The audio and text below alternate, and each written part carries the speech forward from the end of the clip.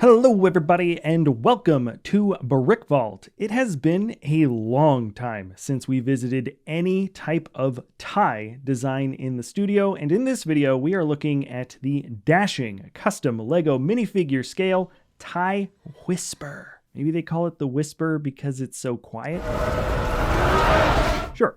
Anyways, this is from the builder Ace Mox, and in universe this is a First Order design, which basically means it's an updated version of an original Imperial fighter from before. This is generally the case with any of the First Order designs, but I'd like to point out that the TIE Whisper is actually officially designated the TIE-WI Modified Interceptor. Officially, there are no performance stats on this vehicle, but according to its description, it has greater speed, range, and firepower than its predecessor, which I think should by default make it one of the most formidable fighters in the Star Wars galaxy. But before I jump into the details of this custom model, first, I'd like to say that if you wanted to build this for yourself, the instructions can be found at brickvault.toys. With each purchase comes the PDF step-by-step building guide, plus a parts list for fast ordering your pieces online. We physically test each model in the studio, we test the instructions for the ease of build,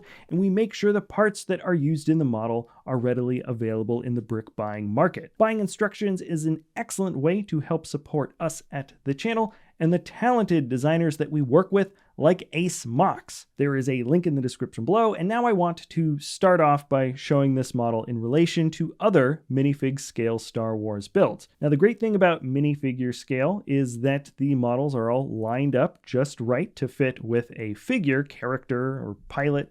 This, by extension, makes it better for a surrounding diorama if you want to have a connected universe, and they also line up, like I'm showing you here, with any of the other ships or vehicles in the universe, or technically other universes as well. But on top of that, something that we're, I think, a little bit more focused on here and the builders that we work with is that greater aim for accuracy and proportions, not just size. So with the Whisper, we've got a great comparative vehicle, so we can really show you more clearly what I mean. Right now, the TIE Whisper from Ace Mox is next to Jarek's minifig scale TIE Interceptor. Now, as you can expect, there are plenty of noticeable or more obvious differences. The base colors of black and light bluish gray are completely inverted. This follows the evolution of the standard TIE fighters, let's say, from the two different time periods. There's also some beefier red accents on the Whisper. It's like thicker armor attachments. This too is consistent with the First Order approach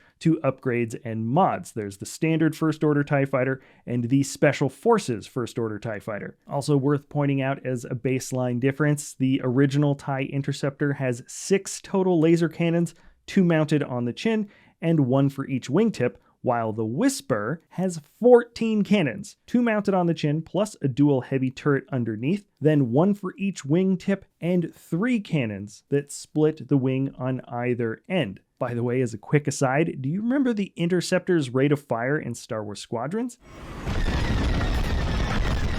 Just curious, does this mean the TIE Whisper has like a constant beam coming out of it or something? I don't know how you could fire much faster than that, but alas, we never actually get to see this thing shoot. It's almost like this ship was only put into the movie so there would be a cool trailer sequence. Cough, cough. Okay, those are the obvious differences, but for me, the stuff that really sells the authenticity of the Whisper design are the subtler angles and proportions. So let's start by looking at the sharper angle of the inward-facing wings. Looking head-on with the two models, it is impossible to miss the difference here. And this is a great detail because when you look at the original in-universe designs, they both actually line up really well in terms of accuracy. There is something really kind of strange, I think, actually, about the Interceptor ship frame in general, where it's kind of hard to pin down certain shapes depending on what images or angles you're looking at, but when in doubt, refer to the film appearances, and then there is no mistaking the correct look.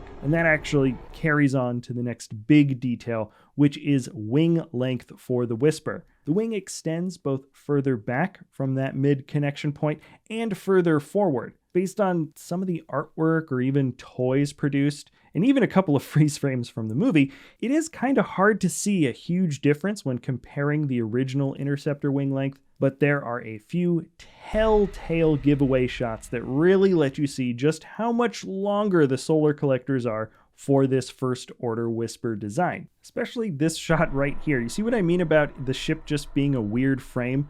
When it goes further back, the wings don't seem that long. And then when it gets close, it's like they grow in length, and then you can really get a good idea for just how much longer this ship is. Now, with that difference in length for this model, the display stand was made to load more weight in the front, so it's got longer feet. There are also some more connection points for the ship at the bottom, so it actually has a stronger connection to the stand itself, and it is canted further back slightly at a sharper angle, and this helps to reduce stress on the studs as well. That was kind of just a long description to say that the stand is made in a way to have this model strongly fit on top of it. Now, I certainly don't want to forget to point out some of the other small details, like its unique interior space for the cockpit.